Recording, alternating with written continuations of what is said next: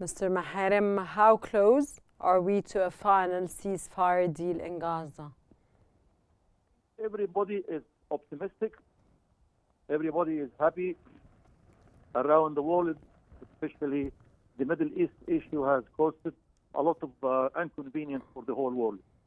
I think from America, President Biden have achieved a significant for the last few weeks, few days.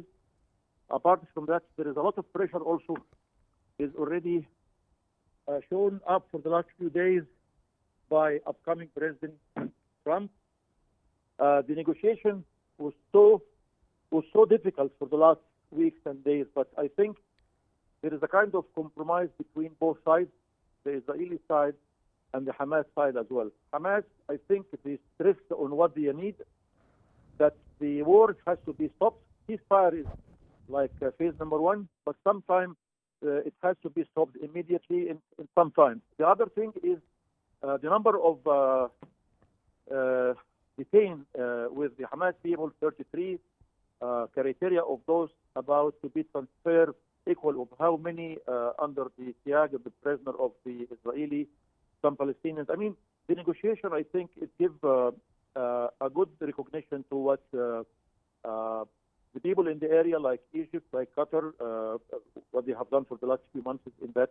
I think before a week time from the new administration of Trump to the White House, something has to be good for the American people. They feel happy that their administration has achieved something good for the benefit of people.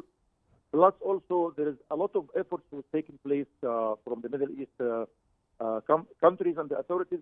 I think Hamas succeeded also to stress on what they need, that the Israeli withdraw, they have to withdraw sometimes the weapons and the army forces, plus Salah ad-Din or Philadelphia, they have to remove their weapons from there. Plus the Palestinians, they have replaced from place to place. They have to come back to their homeland. I think Hamas has done achievement. They stress on what they need, and the pressure of what Hamas has taken place. And unfortunately, there is two of the ministers in the Benjamin Netanyahu.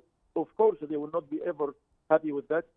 They need all the Palestinians to be removed from the whole country. But I think I have to say congratulations for all the parties they have taken place on that kind of effort.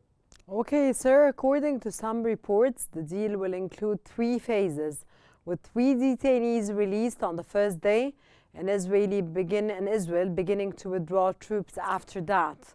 When do you think Israel will completely withdraw from Gaza?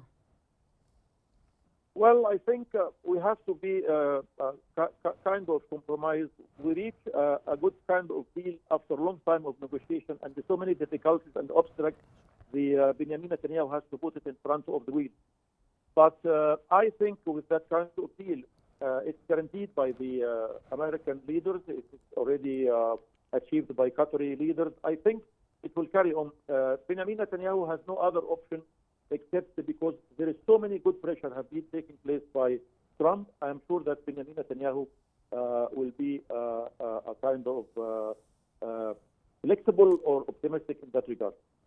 Sir, Bezalel Smotrich, Israel's far-right finance minister, has opposed the ceasefire, claiming it would endanger Israeli security. How do you view this division within the Israeli government, sir? Well, the matter of security is always a kind of flexibility. They have to use it under their kind of understanding. The security of Israel will never be achieved unless the security of the whole region. And that's what President Sadat 45 years ago said, that the security of the Israeli people will never be achieved unless there is security for the other people living in the land, Palestinians and the other Arab of the area. I think Benjamin Netanyahu have reached the point that his feeling of reaching different points, it will be untouchable, it will be unlogical. So he has to be a kind of compromise to listen to the wisdom. He will do. Sir, what are the key obstacles preventing a lasting ceasefire? Do you think the Israeli government is genuinely interested in peace, or simply delaying a truce resolution? And which, sir, do you think is more, you believe in, is it delaying a truce resolution, sir? Well, I think according to the previous experience, everybody can say that the only one very clear obstacle is that Benjamin Netanyahu doesn't want to stop the war. He moved from Gaza to Lebanon. He's still attacking Syria. He occupied different land of Syria, 240 kilometers, Tel Sheikh mountain, and they think also his strikes are attacking the Houthi in Yemen. He doesn't want to stop the war because the day after the war will be stopped, I think there is so many aggressive time will be facing him. That's the only thing I think Benjamin Netanyahu is scared of. Sir, the issue of humanitarian aid and the return of displaced Gazans are key components of the negotiations. How do you envision the role of international organization in addressing these urgent needs? Well, first step, when there is a ceasefire will take place, there is a hope and a possibility, big possibility, that humanitarian assistance will start to give all the needs. But the problem it will face the humanitarian personnel, there is no proper hospitals are ready to receive. There is no proper storage for the food and other, humanitarian assistance. People are in need of it. The damage reached up to 90% of the total land and properties of the Palestinians. That could be a very difficulty, but at least something can show up that the international are really serious to give a good hand at the right time. It is cold weather. It is needed. Everything has to be in time when the ceasefire takes place. Sir, what impact would the release of detainees in exchange for Palestinian prisoners have on the broader peace process? Well, I think agreement, I can guarantee that, because America has a good hand when it looks on the areas like Egypt and Qatar as well. Definitely, Benjamin Netanyahu will not be having, as usual, play around with words and destroy everything. And I think possible that something will be beneficial and something will be tangible in the next few days to show that there is a real and serious kind of action has to be taken. Okay, sir, given Israel's history of violating ceasefires, which they never end, of course, can this agreement be enforced in a way that prevents a repeat of southern Lebanon's failures? Violating is that this is the good agenda of Benjamin Netanyahu and the Israeli leaders. They have done that in Hamas. Rarely they have done it in Lebanon.